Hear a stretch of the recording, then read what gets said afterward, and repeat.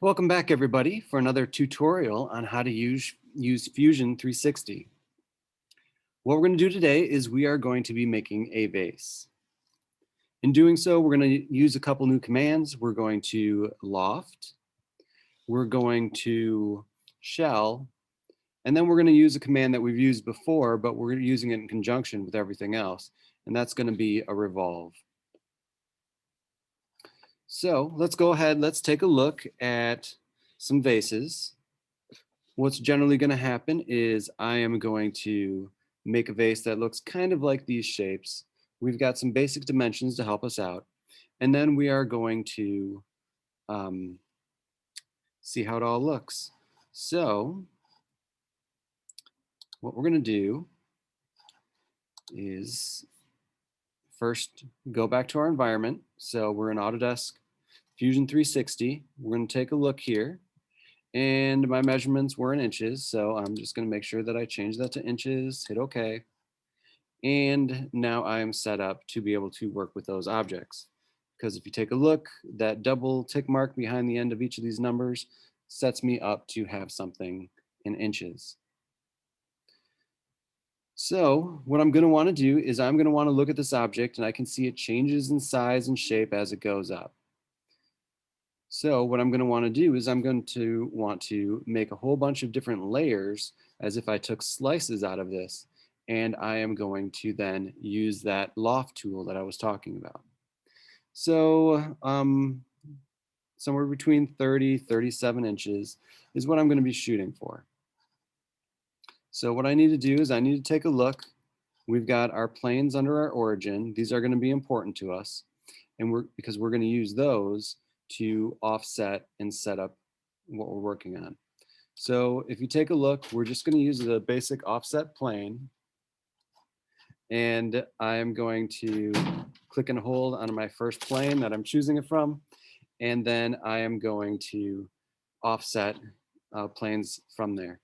Now, each plane that I take off of there will be another sketch that we're going to make along the way, but each sketch can be moved up and down later on, so we can change these distances after we've made them.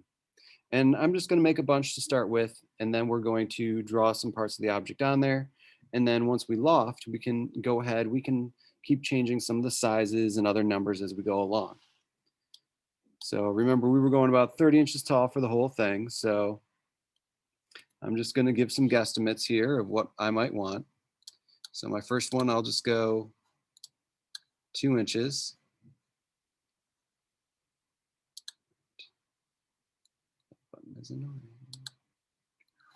All right. So I've got one set up. Now I'm going to go ahead and I'm just going to make another one.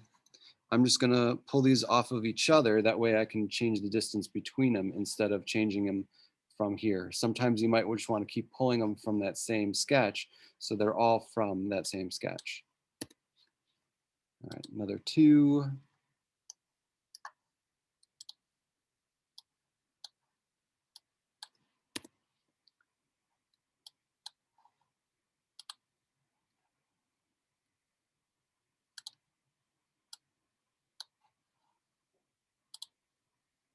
Oops, that one did not get a distance.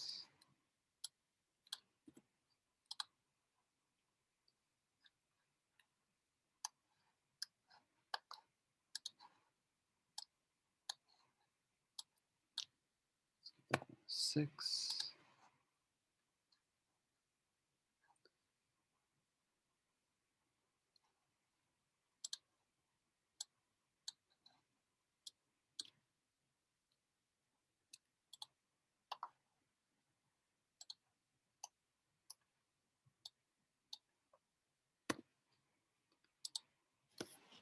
All right, so from here, what I'm going to do is I'm going to start using these planes to make my sketches. So let's first just quick take a look back here, and I'm going to see that my maximum diameter was 13. So I'm going to want smaller than that on either side, and then opening is going to be bigger than the small spots, but it's not going to be as big as that 13.8 that we have there. So I picked my first plane here on the bottom. What I'm going to want to do is all of them are going to line up at the center. So that center dot here is going to help me line everything up. So I'm just going to make a small circle to begin with. So that's going to be the base. Then I'm going to go to my next plane.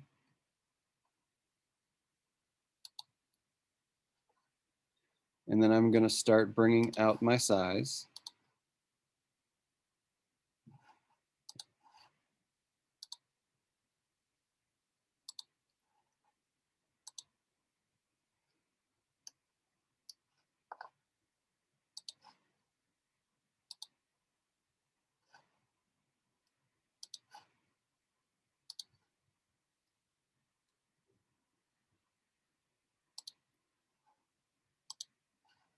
And I'm going to just keep repeating this, sketch by sketch.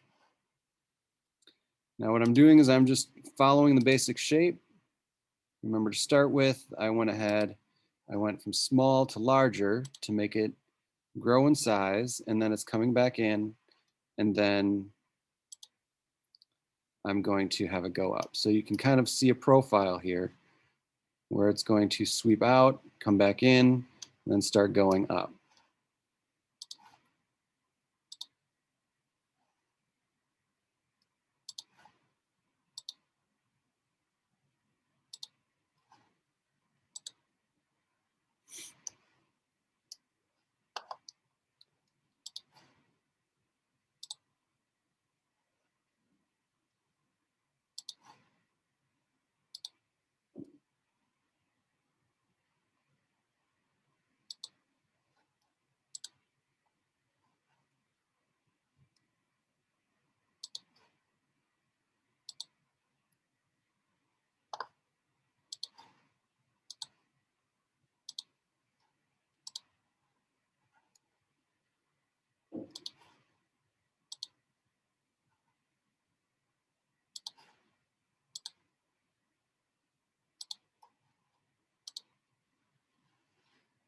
All right, so you're gonna see there aren't any real measurements on those. I just went ahead, I made a bunch of circles just so I can show you, and then we can edit it as we go.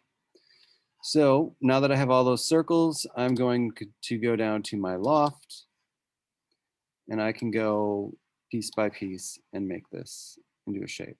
So I'll go to sketch 1.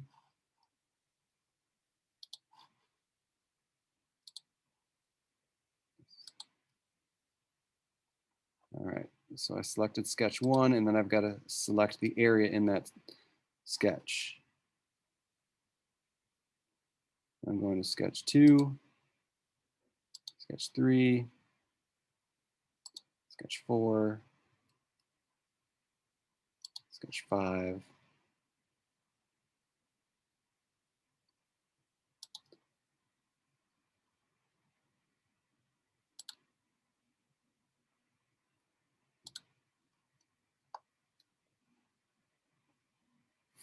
All right, cool enough. It went ahead and made me a shape, but obviously that's nowhere near the shape that I wanted. If I click OK, it will save my shape for me, and I can start editing some things. Remember, the biggest part down here was about the 13.8 that I wanted, but this is nowhere near the shape that I wanted. So first thing I might do is maybe change a distance here and see how that makes everything look. So I'll just go from 2 to 3.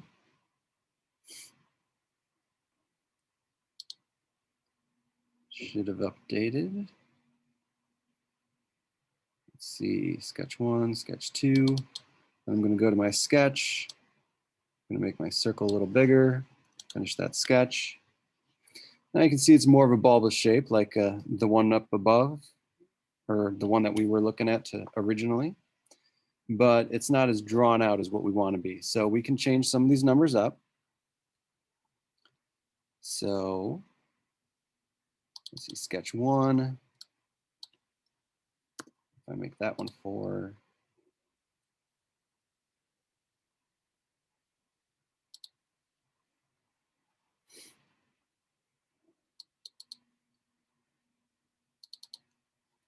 and 2, 5. All right, so you can see it's starting to look a little better now that I'm stretching it out. 5.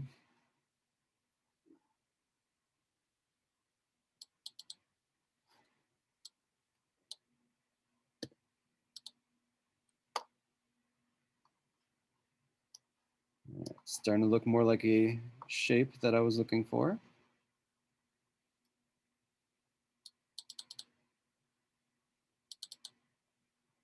course, this circle was way too big.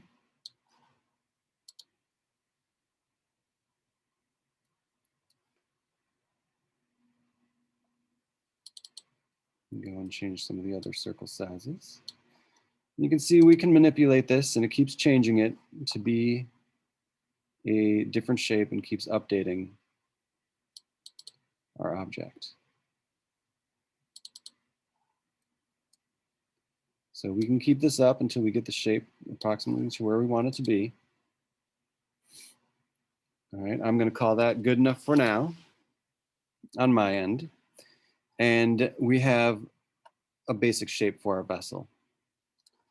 So now what we want to do is we're going to go for modify and go to shell. So under shell, you're going to take a look and it says body and faces. So this is the body that I want.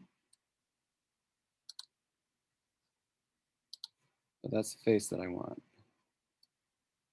So I'll select them. All right, so that's the face that I want. Oh, let's say the glass is 0.1 inches thick. Now if you zoom in, you're going to see that there's now a lip up here. If we pivot it, you're going to see that it's actually hollow on the inside. Kind of cool. All right, clicking OK. Going to let it save that. And then what we've got to do is we've got to try to figure out how to make a foot for it. So when you look back here, there was a foot on the bottom, and that is when we're going to go back to our revolve. So we're going to create a sketch. This sketch has to be in the middle of our object. So I'm going to turn this, take a look, and you're going to see that the sketch is right there through the center. And we're going to want to work with that. But the hard part is when we're working with an object and you're trying to draw for the inside of it, you can't see the inside. So we're going to have to go in our sketch panel. You're going to look down here and you're going to go to slice and you're going to click a check mark. Now you're going to see that it has these diagonal lines and it's blue, and that's where the object actually is. So it sliced it in half for us. So we just see half of our object. Now what we want to do is we want to create that foot. So to not have a part stick out, we want to make sure it overlaps a little bit.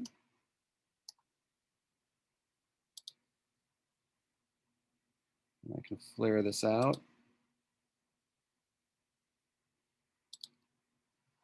Finish that shape. Use the offset tool so I can give it a thickness.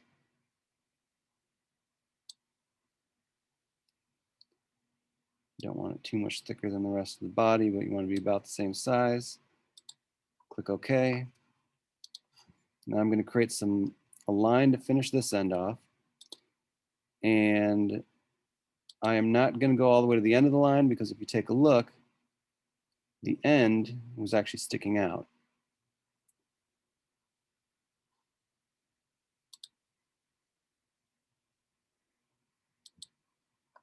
All right, so neither of my ends actually are attached, but what I can do is I can trim them. So it trimmed it up to that spot. So you can see inside of there, my lines are connected. Now down here, I want a rounded edge just so it's nice, not sharp. So why don't I just go down to circle or arc here. Let's go for a 3-point. Pick one end, pick the other end. and I'm rounding it. All right, turn blue says it's a finished shape. I'm going to zoom out a little here. What I'm going to do is I'm going to want to revolve that. So what we're going to do is we're going to want to make sure we're using the correct axes. So I see the Z axis right now, looks to be about right from this angle. Let me turn it, and it looks like the Z axis is our vertical axis. Some of you may have chose a different plane to start with, so you may be going a different direction. But now what I'm going to do is I'm going to revolve. So I'm going to want to revolve that shape. And my axis is going to be the Z axis. Did I have that highlighted in the beginning here? All right, let's try revolve again. I've got my shape, profile selected, axes, click there. And you're going to see that it went and swept all the way around. Now the two parts were intersecting, so it got confused and told me I wanted to cut it. But I didn't want to cut it, I want to actually make it. So if I click join, you're going to see now it's trying to make the shape. So if I click OK, then we should be able to see a foot on our vase.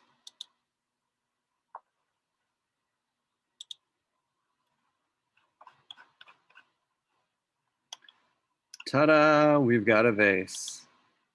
All right. Hopefully that will help you create and design your own. In general, I would pick one that's close to this, just so you don't get into too many other complicated shapes that I didn't teach you about. But in general, what we're doing is, again, we were learning how to loft. So we went and lofted between different sketches on different planes. Then we shelled it to make it hollow. And then we did a revolve for the foot of that vase. So those are the three things that I'm going to want to see out of your vase. All right. Hope this assignment is fun. Good luck. And I can't wait to see what you make.